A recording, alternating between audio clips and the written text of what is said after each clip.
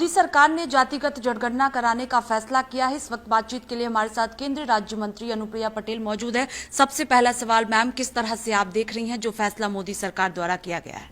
ऐतिहासिक फैसला है और अपना दल एस की ओर से माननीय प्रधानमंत्री जी को बहुत बहुत आभार।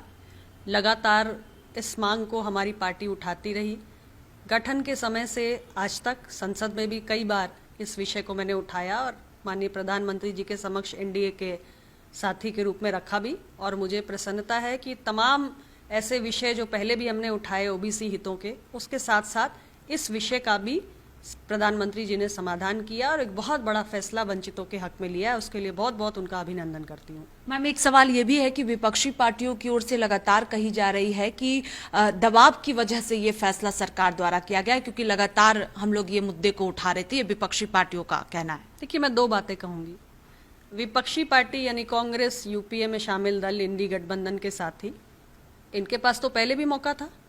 कांग्रेस के पास और इनके साथियों के पास तो पहले भी मौका था। तो आज वंचित वर्ग ये देख रहा है कि जब आपके पास मौका था, जब आप कर सकते थे, तब आपने नहीं किया। लेकिन प्रधानमंत्री नरेंद्र मोदी जी के नेतृत्व वाली एनडीए की सरकार ने जब उनके पास मौका आया तब इसको करके दिखा दिया। हमारी कथनी और करनी में कोई अंतर नहीं है, लेकिन आपकी कथनी और करनी में अंतर है। आज आप जब सत्ता से बाहर हैं तब आपको वंचितों की चिंता हो रही है, लेकिन जब आप सत्ता में रहते हैं तब आप कास्ट सेंसस नहीं करते हैं।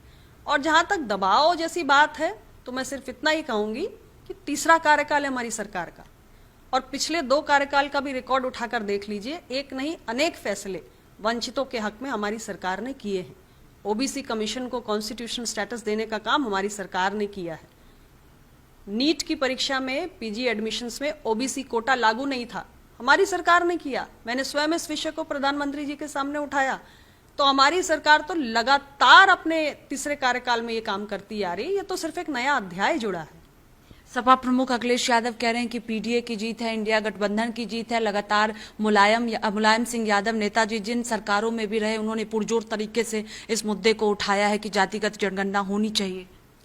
समाजवादी पार्टी की सरकार तो यूपी में भी रही, कास्ट सेंसस क्यों नहीं कराया? कई बार रही, और उनकी पार्टी केंद्र में शामिल रही, बाहर से समर्थन करती रही। मुद्दा तो उठाया, लेकिन उनकी सुना नहीं किसी ने, वो करवा नहीं पाए। वो जिस सरकार में थे उस सरकार ने कास्ट सेंसस का फैसला नहीं किया। लेकिन एनडीए की सरकार जो मोदी जी के नेतृत्व में चल रही है, वहां जब एनडीए के सहयोगियों ने विषय उठाया तो हमारी सरकार ने फैसला कर दिया। यही अंतर है। आखिरी सवाल है कि इसको चुनाव से भी जोड़ा जा रहा है कि अचानक आखिरकार क्यों ये फैसला किया गया, और कांग्रेस पार्टी ये भी कह रही है कि अब ऐलान तो कर दिया गया है, डेडलाइन क्या होगी इसकी? अब डेडलाइन के संबंध में राहुल जी को इतना ही कहूंगी कि हमें 6 दशक नहीं लगेंगे आपकी तरह। हमारी सरकार ने वो फैसला किया जो आप कभी नहीं कर पाए, आपकी पार्टी, आपकी सरकार कभी नहीं कर पाई। और सारी बातों को ध्यान में रखते हुए, क्योंकि कास्ट सेंसस इतने बड़े देश में करना, इसमें बहुत सारी तकनीकी बहुत सारी चुनौतियां आएंगी, उसको भी ध्यान में रखना है। सिस्टमैटिकली और ट्रांसपेरेंट मैनर में इसे कंडक्ट करना है।